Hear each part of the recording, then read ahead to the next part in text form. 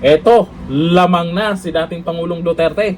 Klarong-klaro na wala nga daw ebidensya ang ICC prosecution versus FPRRD at yung ICC tameme sa paggamit ng unauthorized video dyan sa ICC hearing. Bakit kaya? O eto, panoorin natin ang video. Klaro na walang ebidensya yung prosecution. Imagine, lumabas pa sila ng video na ngayon ay yung owner ng video ay talagang nagrereklamo kasi unauthorized yun at saka yung video ay talagang spliced. Hindi yun ang context ng video na yan. So, the ICC is guilty of manipulation. At nakita natin na yung ebidensya nila ay coming from persons who are not credible.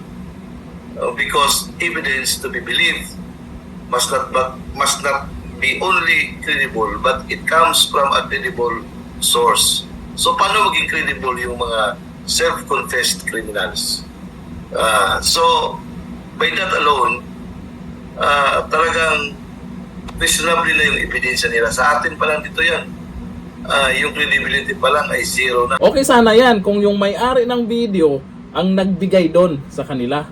Yun nga lang, kinuha lang nila basta-basta kung saan-saan. Tapos, hindi pinakita ang buong video clip lang. Tapos, iba yung kwento nila sa nangyayari dyan sa video, kung ano yung gustong ipalabas dyan ni dating Pangulong Duterte. Paano yan ngayon? Lumabas ang katotohanan sa video na yan. Dahil nga, ikinagulat ng journalist na si Ben Jason Toma ang pagkasama ng kanyang video clip sa confirmation of charges hearing ng International Criminal Court laban kay dating Pangulong Rodrigo Duterte. Ito yung may-ari po ng video na yan. Ayon kay Tesioma, wala umano itong kinalaman si FPRRD dahil pinapakita lamang ni FPRRD. Ito yung totoong laman ng video na yan ha.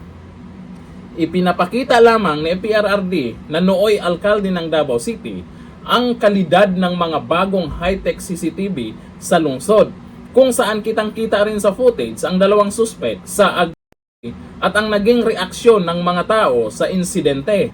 Giit pa ni Tesioma, maririnig pa ang boses niya sa video kung saan nagtanong si PRRD kung ito ba ang parehong klase ng CCTV na ginamit sa Makati City noon, na alam naman natin na nauuna ang Makati sa ganitong teknolohiya.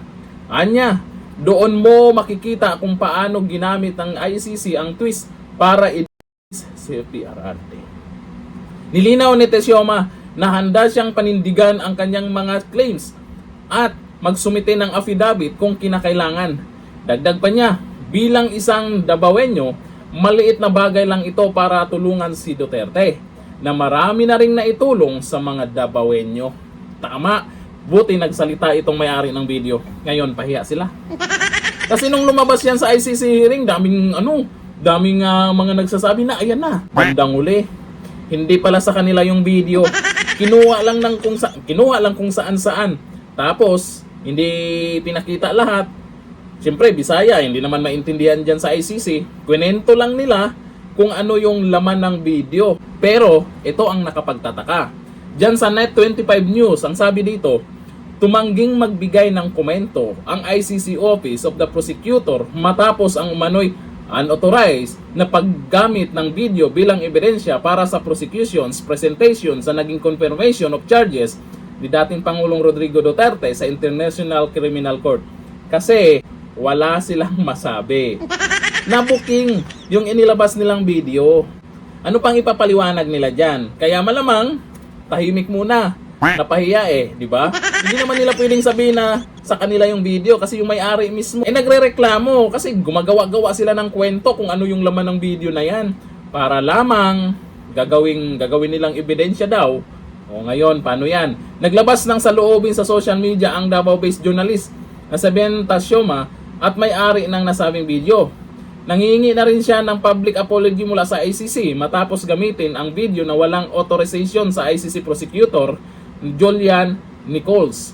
Ang video na tinukoy nito ay isang video kung saan pinapanood ni Duterte ang incident via CCTV footage. At hindi po on live yan na pinanood ni dating Pangulong Duterte. Pinapalabas kasi ng mga to na yung nangyari ay utos ng dating Pangulo. Malamang sinadya lang nilang baguhin yung kwento ng laman ng video na yan para magmumukhang masama si dating Pangulong Duterte. Ngayon, ito ang abangan natin na resulta pagkatapos dyan sa ICC hearing, kung maniniwala pa rin ba ang mga ICC judge dyan na mismong may-ari ng video nagre-reklamo. Bandang huli, kayo yung katawa-tawa. Si dating Pangulong Duterte, siya ang bayani. Dito lang, thank you.